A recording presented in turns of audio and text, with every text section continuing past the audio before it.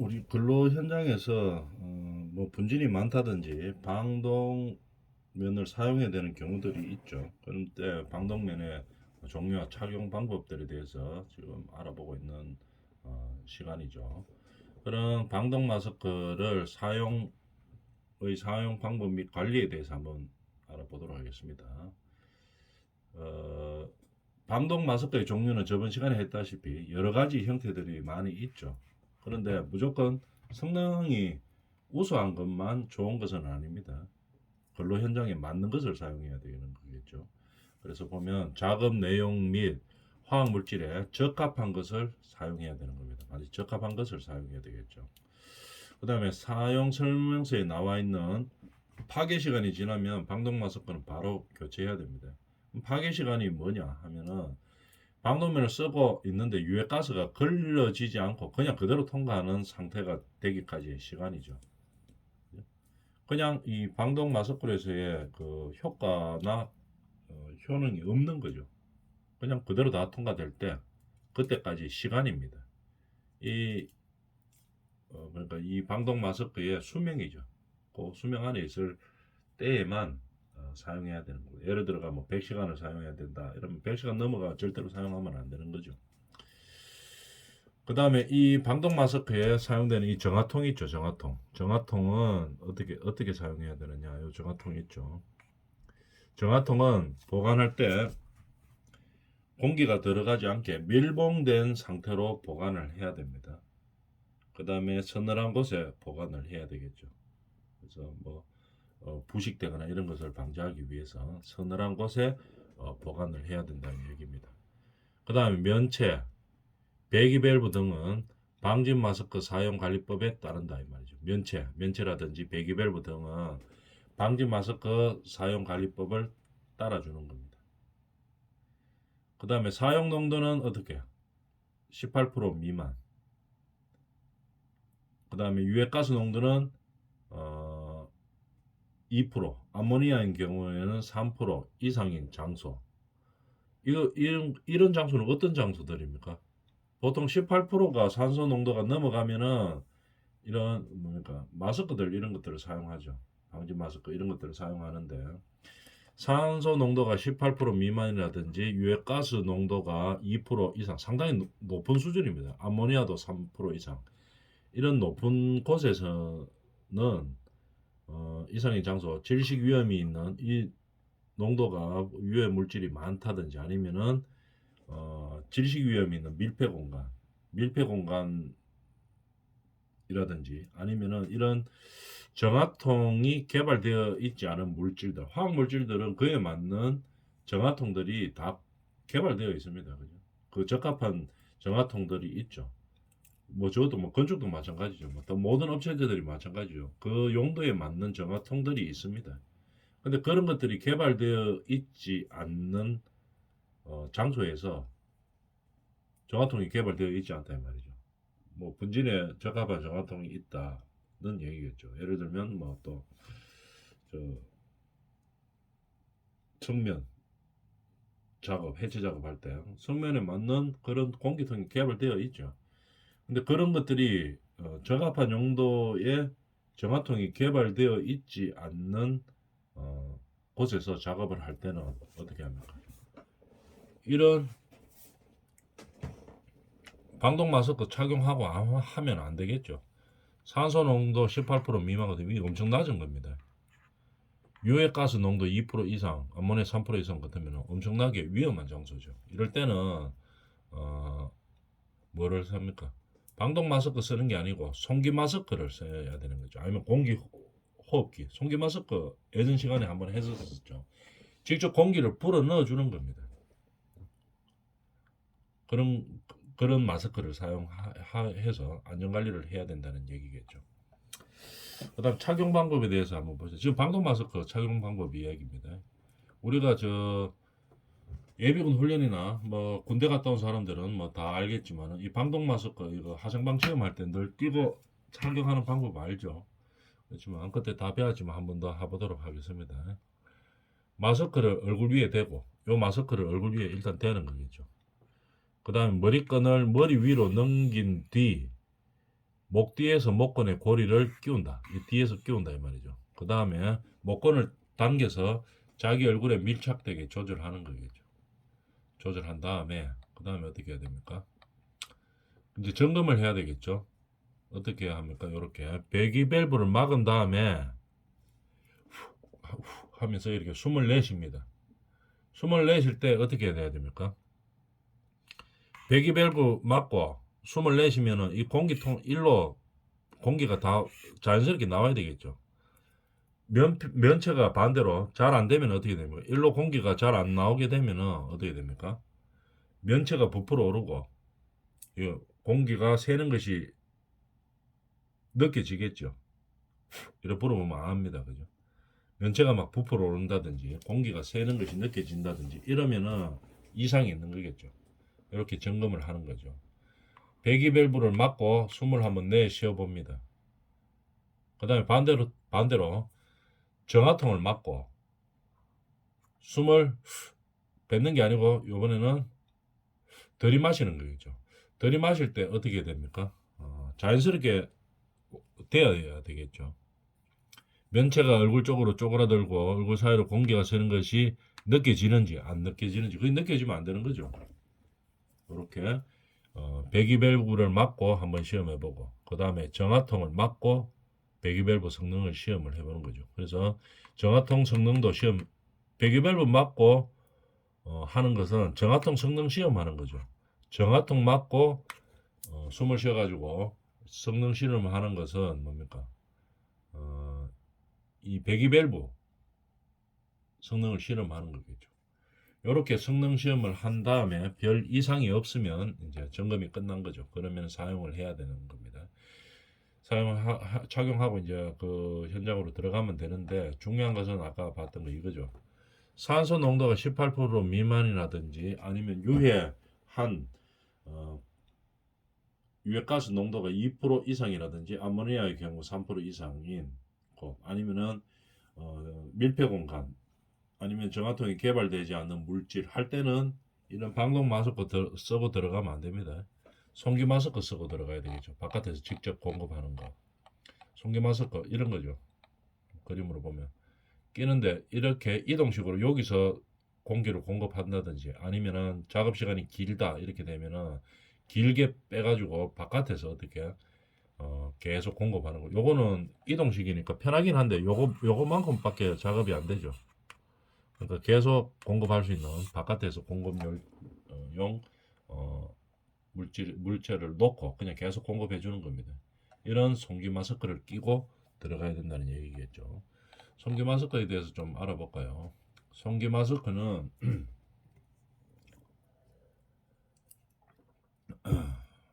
산소 농도가 18% 미만, 유해 물질 농도가 2% 이상, 아모니아의 경우 3% 이상의 장소에서 착용하고 사용하는 마스크입니다. 송기 마스크.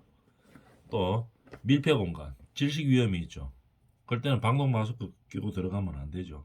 이렇게 계속 불어 넣어 줄 수 있는 이런 송기 마스크를 착용하고 들어가야 되는 겁니다. 그 다음에 정화통 미개발된 있는 곳, 그 다음에 독성 오염 물질 노출 시 등에 착용하고 들어가는 거죠. 다른 공기는 안 들어오죠. 이래 되면 이쪽으로 안 들어옵니다. 여기서 바깥에서 공급하는 공기만 들어가게 되니까 이런 위험한 장소에서는 송기 마스크를 착용하고 들어가는 거죠. 자, 그러면 송기 마스크의 종류와 사용 범위에 대해서 한번 볼까요? 종류와 사용 범위. 자, 호수 마스크의 종류와 사용 범위입니다. 종류. 폐력 흡인력. 말 그대로 이 착용자 폐의 힘으로 이 말이죠. 그냥 자기가 숨 쉬는 힘으로 흡입할 수 있는 형태입니다. 이 사람이 이 호수가 이렇게 연결되어 있는 바깥에서 어떻게 공기가 일로 들어가는 거죠. 바깥에서 공기가 이쪽으로 들어가는데 자기 호흡 힘으로 공기를 빨아들일 수 있는 형태입니다. 폐력 흡인형이라고 이야기하는 거죠. 뭐냐면은 이런 형태인데 그림으로 보면 알겠죠. 바깥에서 공기를 빨아 당기는 겁니다. 자기가 직접. 근데 이 호스에 규격이 있죠. 너무 이 호스의 지름이 너무 좁으면 이 빨아당기는데 힘들죠. 힘들고 너무 길어도 안 됩니다. 그래서 규정이 있죠.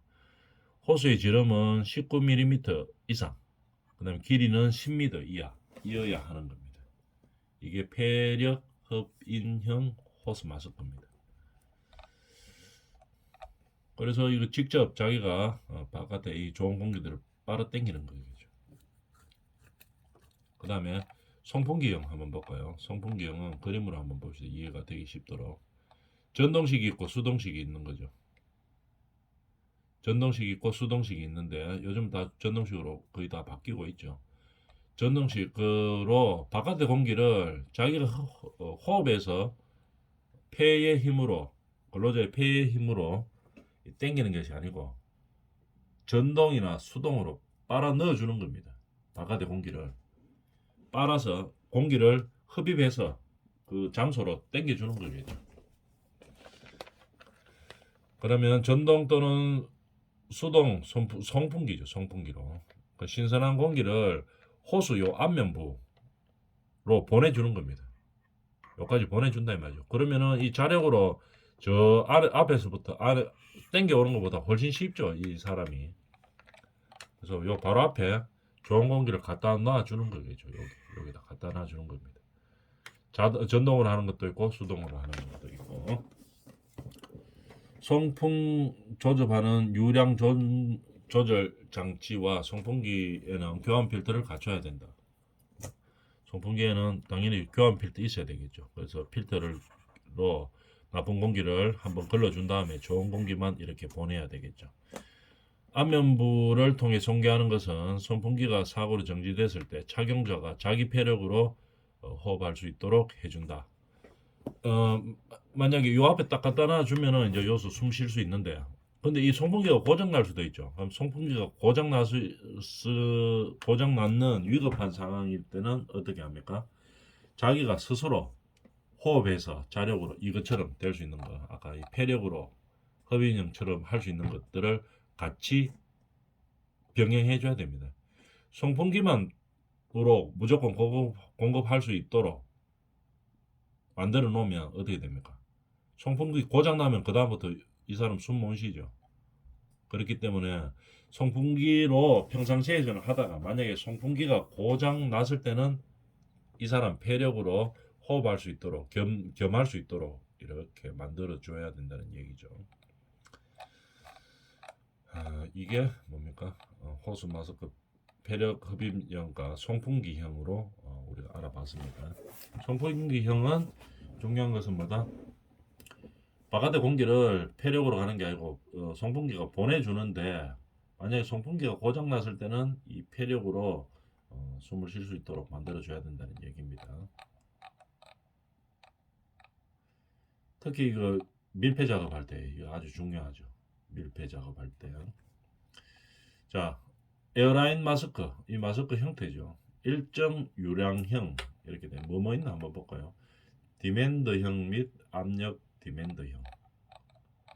또 뭐냐면 디맨드형 및 압력 디맨드형인데 복합 에어라인 마스크 뭐 이렇게 돼가 있죠. 그럼 사용 대상은 어떻게? 아까 봤다시피 전기나 유독가스가 많이 발생하는 거, 상소 농도가 상당히 18% 이하로 낮은 거, 그죠? 방독 마스크 착용이 부적절한 거, 이렇게 할 수 있겠죠. 중요한 것은 뭐냐면은 방독 마스크로 해결 안 될 때 에어라인 마스크 형태로 딱 되어 있는데 불어 넣어주는 형태입니다.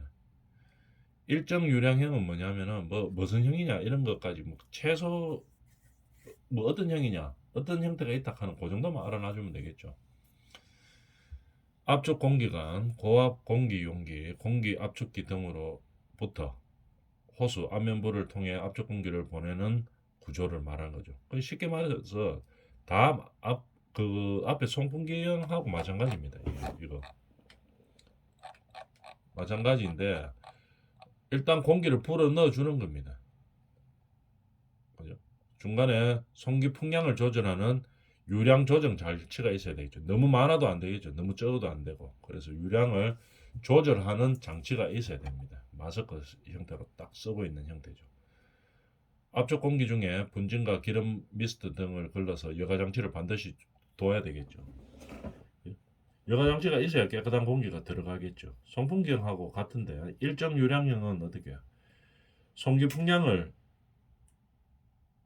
조절하는 유량 조정 장치를 둬가지고 일정량을 똑같이 공급할 수 있도록 해주는 겁니다. 일정 유량형이라고 이야기하는 거겠죠. 디맨드형과 압력 디맨드형. 보내는 형태는 다 똑같습니다. 호수를 통해서 바깥에서 좋은 공기를 불어 넣어 준다는 얘기겠죠. 그냥 형식에 따라서 이제 이름을 좀 달리 해놓는 거지만 근본적인 방법은 똑같은 거죠. 바깥에서 불어 넣어 주는 겁니다.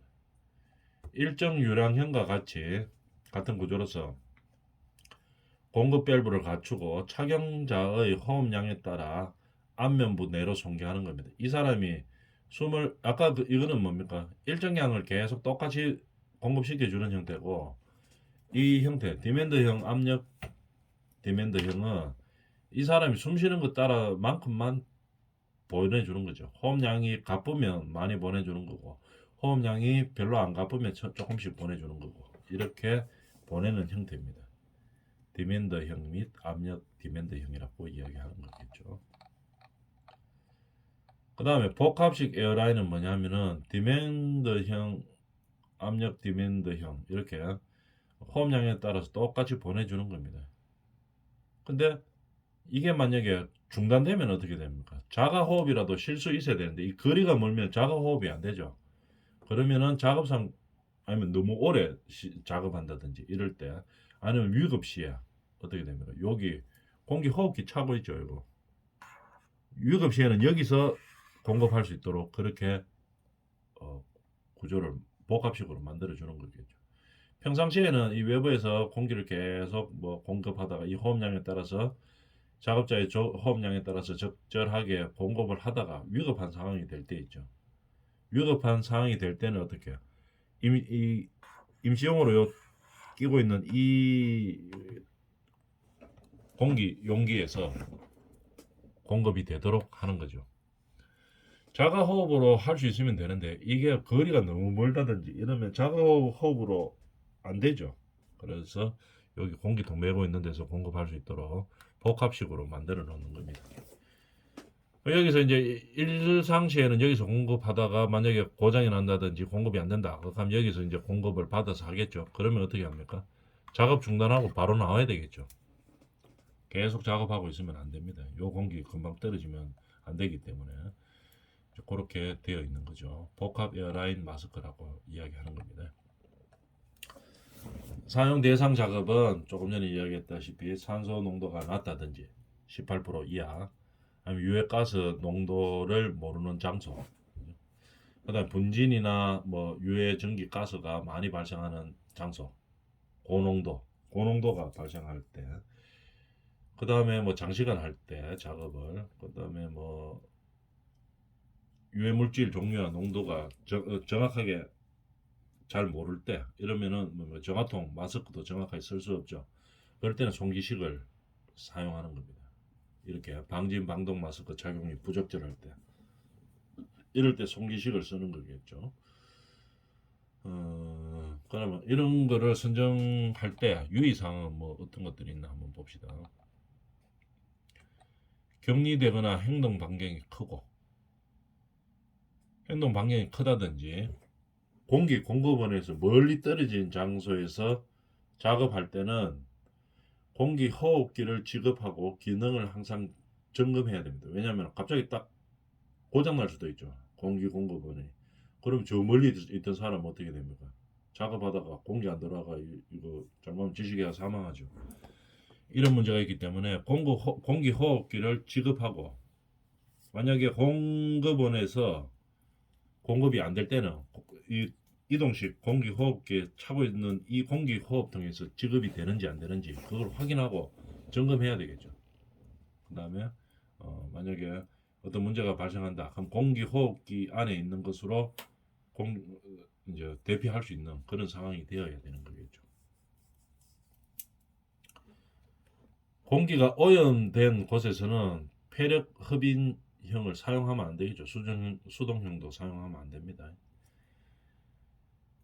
공기가 오염됐는데 자기 스스로 그냥 그 오염된 공기 빨아 당겨 가지고 뭐 마시고 있으면 똑같죠. 오염된 공기 그냥 바로 들어가는 거겠죠. 그래서 바깥에서 정화되는 공기를 밀어 넣어줘야 되겠죠. 공기가 오염된 곳에서는. 위험도가 높은 곳에서는 폐력 흡인형 사용을 반드시 피해야 되겠죠. 위험도가 높은 데다가 자기 스스로 그냥 호흡하고 있었다. 이러면 안 되죠. 잘못하면 어떻게 위험도가 높은데 위험 상황이 발생했을 때는 이 호흡이 안 됩니다. 그래서 자동으로 공급하는 그런 형을 사용하고 있어야 되는 거겠죠. 그 다음에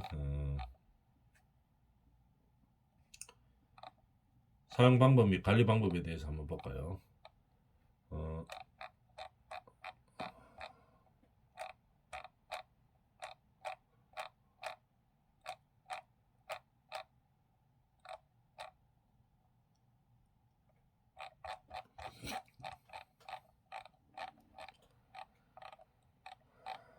그 다음에 사용 방법 및 관리 방법에 대해서 한번 봅시다. 공기 잔량 점검에 대해 알맞게 대처한다. 공기가 실린더 내에 공기가 얼마나 있는지 잔량을 점검에 알맞게 대처해야 되겠죠. 사용 방법. 공기도 없는데 저 멀리 위험한 곳에 가가 있으면 안 되겠죠. 공기 남아 있는 양을 보고 그거에 맞게 대처를 해야 되는 거죠. 사용 방법이 그렇죠. 제일 중요한 거겠죠. 그 다음에 작업 전에 도구를 점검하고 착용법을 지도하고 착용 상태를 확인해야 되겠죠. 확인하는 방법을 아까 우리 봤었죠. 이제 그런 것들을 가지고 정확하게 점검해보고 그 문제가 없을 때 이제 들어가야 되는 겁니다. 그 다음에 작업 전에 작업 장소의 산소 및 유해가스 농도를 측정해야 되겠죠. 그래서 그 적합한 것을 이제 사용해야 되는 겁니다. 작업 중 다음과 같은 이상 상태가 발생하면 작업을 바로 중지하고 대피해야 됩니다. 송풍량이 하고 있는데 갑자기 감소된다든지 그럼 고장 났을 가능성이 있죠. 바깥에서 공급원이 고장이 났을 수도 있고 호수가 뭐 찢어져 가지고 어떤 문제가 발생할 수도 있고 그럴 때는 즉시 중단하고 대피해야 되는 겁니다. 호흡 공기의 온도가 상승한다든지 공기가 막 올라간다든지 가스나 기름 냄새가 발생한다든지 그럼 호수가 찢어지든지 이래가 가스나 공기에 기름이 묻어서 들어온다는 얘기겠죠. 기타 이상 상태가 느껴지면 무조건 작업 중단하고 바로 대피해야 되는 겁니다. 호흡 공기에 수분이 섞였다든지 하여튼 작업 중에 무엇은 평소와 다른 이상 증세가 발생하면 무조건 중단하고 나와서 점검해 봐야 된다는 얘기죠. 왜냐하면 조금만 늦으면 이 잘못하면 이 사망하기 때문에 그런 거겠죠. 특히 밀폐된 공간 항상 조심해야 되는 겁니다. 착용 방법은 어떻게? 착용 방법은 이상 유무를 확인하는 겁니다. 공급원, 공기 공급원이나 호수, 그 다음에 유압 조절 장치, 안면부 이상 유무를 다 확인해 보고 그 다음에 공급원과 여가 장치를 연결하는 겁니다. 아무 이상이 없으면 이제 연결을 하는 거죠. 연결을 한 다음에 안면부 및 유량 조절 장치를 연결하면 최종적으로 이 마스크를 연결하는 거겠죠. 그 다음에 정착제를 허리에 착용한 후 누설이 없는지 확인해야 되겠죠. 누설이 없도록 안면부에 잘 이렇게 쓰는 겁니다. 쓰고 그 다음에 필요 공기 유량 등을 확인하는 거겠죠. 공급되는 공기의 필요 공기 유량과 공기 압 이상 유무를 확인한 거 써보고 확인하죠. 그 다음에 송기 마스크 착용 이상 유무를 확인하고 아무 이상이 없을 때 그 다음에 이제 현장으로 투입될 수가 있겠죠. 그래서 이 작업을 반드시 거쳐야 되는 겁니다. 다시 한번 중요하니까 착용 방법을 다시 한번 보면은 분리된 상태에서 공급원, 공기 공급원이나 호수, 그 다음에 유량 조절 장치 뭐 똑같이 공급을 잘 할 수 있는지 안면부 등을 이상 유무를 확인합니다. 그 다음에 이상이 없으면은 연결을 하는 거죠. 다 연결을 하는 거죠. 연결을 한 다음에 그 다음에 마지막으로 어떻게 안면부 및 유량 조절 장치를 연결하고 실제로 착용해 봅니다. 착용해 본 다음에 어떻게 확인을 해봐야 되겠죠. 공급되는 공기가 적합하게 공급이 되고 있는지, 필요 공기 유량과 공기압 이상이 유무가 없는지, 다른 특이사항이 없는지, 이거를 현장에 들어가기 전에, 투입되기 전에 반드시 이상 유무를 확인합니다. 그 다음에 이상이 없으면 조그만 이상이라도 없을 시 그때 작업에 투여돼야 되겠죠. 이 송기 마스크 형식은 송기 마스크 고장 나면은 이 작업자는 잘못하면 사망할 수 있는 상황이 발생하죠. 밀폐된 공간에서 거리가 멀다든지 이러면은 단 몇 초만 공급이 안 돼도 이게 잘못하면 어떻게 됩니까? 이 사망합니다, 이 사람이. 그렇기 때문에 항상 점검을 철저히 해야 되겠죠. 목숨이 달린 문제이기 때문에 이런 중요한 송기 마스크에 대해서 알아봤습니다. 이번 시간은 여기까지 합니다.